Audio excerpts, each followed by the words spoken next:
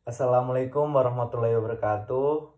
Selamat pagi, siang, dan sore bagi kalian yang menonton video ini. Sebelum itu, perkenalkan nama saya Muhammad Hafiz Mustafa, asal dari Universitas 11 Maret Surakarta, dari Prodi Pendidikan Sosiologi dan Antropologi. Di sini saya akan menjelaskan tentang apa sih itu globalisasi dan apa dampak positif dan negatifnya dari globalisasi itu sendiri. Sebelum itu, di sini saya akan menjelaskan tentang globalisasi dikarenakan untuk memenuhi penugasan dari mata kuliah teknologi pembelajaran. Dan ketika kalian menonton video saya, berarti kalian kepo dengan apa itu globalisasi dan dampak yang dihasilkan dari globalisasi itu sendiri. Dan kalian mungkin di sini akan mendapatkan benefit ketika mendengarkan penjelasan dari saya yang membicarakan tentang dampak positif dan negatif dalam globalisasi itu sendiri. Yang pertama, kalian akan tahu apa sih itu globalisasi. Untuk yang kedua, kalian akan mengetahui apa dampak dari globalisasi itu, entah itu positif dan dampak negatifnya. Untuk yang ketiga, kalian akan kenal dengan saya. Sebelum masuk ke pembahasan, lebih baik kita melihat dulu foto saya waktu SMA, waktu saya kuliah, dan waktu saya bermain. Seperti di atas, teman-teman. Ini dia sosok dari Muhammad Hafiz Mustafa. Untuk pembahasan selanjutnya yaitu pengertian tentang globalisasi. Globalisasi adalah meluasnya pengaruh ilmu pengetahuan dan budaya yang ada di setiap penjuru dunia ke penjuru dunia lainnya, sehingga batas-batas yang jelas dari suatu negara menjadi tidak lagi jelas. Nah, jadi di sini adalah pengertian dari globalisasi. Nah, yang lebih mudahnya, globalisasi itu adalah suatu bentuk perkembangan dari dari negara karena ada pengaruh dari negara lainnya, entah itu dari segi teknologi, entah itu dari kebudayaan, cara berpakaian, cara berbicara, dan gaya hidup teman-teman. Untuk pembahasan selanjutnya yaitu mengenai tentang dampak dari globalisasi. Untuk yang pertama adalah dampak positif dari globalisasi.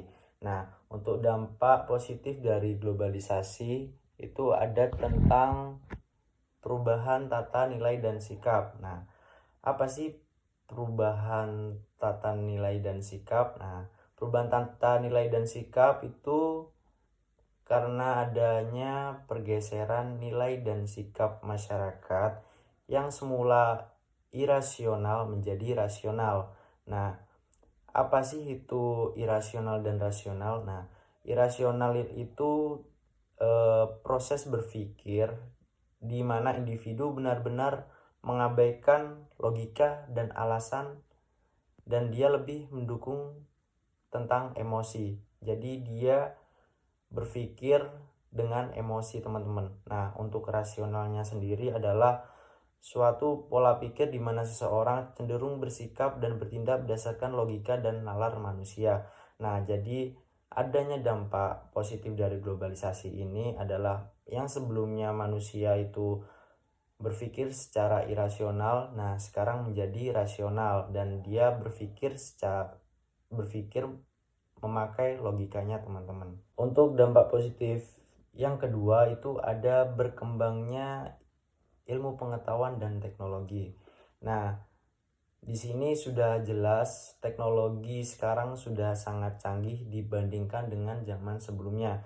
Yang dimana zaman sebelumnya mungkin tidak ada internet, dan sekarang sudah ada internet, dan zaman dulu mungkin tidak ada handphone, dan sekarang sudah ada handphone, yang dimana handphone pada zaman sekarang sudah canggih-canggih, dan handphone tidak digunakan oleh kalangan orang tua, orang dewasa saja, akan tetapi pada zaman sekarang anak kecil sudah banyak yang menggunakan handphone. Nah, hal tersebut sudah membuktikan bahwa dampak dari globalisasi ini adalah adanya peningkatan dari segi teknologi. Nah, untuk yang ilmu pengetahuan, untuk tadi kan sudah dijelaskan adanya internet, handphone. Nah, hal tersebut juga dapat mempengaruhi di dunia ilmu pengetahuan yang dimana kita dapat mengakses sesuatu lewat Google. Nah, Google ini adalah dimana website apa yang kita cari dapat muncul di situ teman-teman. Nah, jadi lebih memudahkan kita dalam belajar mencari sesuatu yang mungkin kita inginkan. Nah, di situ sangat mudah teman-teman untuk mendapatkan apa yang kita inginkan dan apa kita cari teman-teman. Untuk dampak positif yang ketiga yaitu meningkatnya taraf hidup masyarakat. Nah, taraf hidup masyarakat ini adalah meningkatnya kondisi perekonomian masyarakat dan negara. Selain itu, peningkatan taraf hidup juga dapat berdampak pada peningkatan kualitas pendidikan dan layanan kesehatan. Dengan kata lain, peningkatan taraf hidup berdampak pada peningkatan kualitas kebutuhan manusia itu sendiri. Peningkatan taraf hidup masyarakat merupakan salah satu tujuan yang diembankan kepada pemerintah suatu negara. Hal ini dapat dilakukan dengan beragam tindakan, salah satunya adalah mendorong lahirnya UMKM, serta mendorong pelaku usaha masuk ke pasar global untuk meningkatkan penjualan mereka.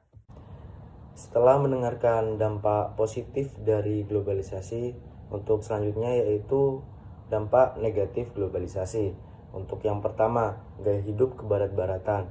Nah, sekarang banyak warga negara Indonesia yang meniru gaya hidup orang barat dengan tanda kutip gaya hidup yang negatif. Untuk yang kedua adalah pola hidup konsumtif. Nah, pola hidup konsumtif ini perilaku boros dan hedonisme yang mulai timbul dan sulit dikontrol. Untuk yang ketiga adalah sikap individualistik. Untuk sikap ini di mana individu dengan individu saling acuh. Jadi tidak ada rasa kebersamaan lagi. Untuk yang terakhir yaitu kesenjangan sosial. Untuk kesenjangan sosial ini berpengaruh pada ekonomi juga untuk di dalam masyarakat. Kesenjangan tersebut itu muncul ketika sebagian masyarakat tidak mampu beradaptasi dengan adanya globalisasi, sehingga mereka akan tertinggal dan tidak mendapatkan apa yang orang lain dapatkan. Nah, itu tadi adalah dampak negatif dari globalisasi. Jadi dapat kita simpulkan globalisasi memiliki arti yaitu pengaruh ilmu pengetahuan dan budaya yang ada di setiap penjuru dunia ke penjuru dunia lainnya, sehingga batas-batas yang jelas dari suatu negara menjadi tidak lagi jelas. Nah, globalisasi ini mempunyai dampak positif dan negatif seperti penjelasan yang ada di bagian tadi. Nah, kita sebagai generasi muda harus mampu memilih mana yang baik dan mana yang buruk. Nah, kita harus bisa memilih mana yang bermanfaat bagi kita dan kita harus meninggalkan apa yang tidak bermanfaat bagi kita. Kita sebagai generasi muda harus pintar teman-teman dalam memilih apa yang akan kita lakukan ke depannya nanti, supaya menjadi generasi muda yang sehat, cerdas, dan pintar. Sekian dari saya, kurang lebihnya mohon maaf. Wassalamualaikum warahmatullahi wabarakatuh.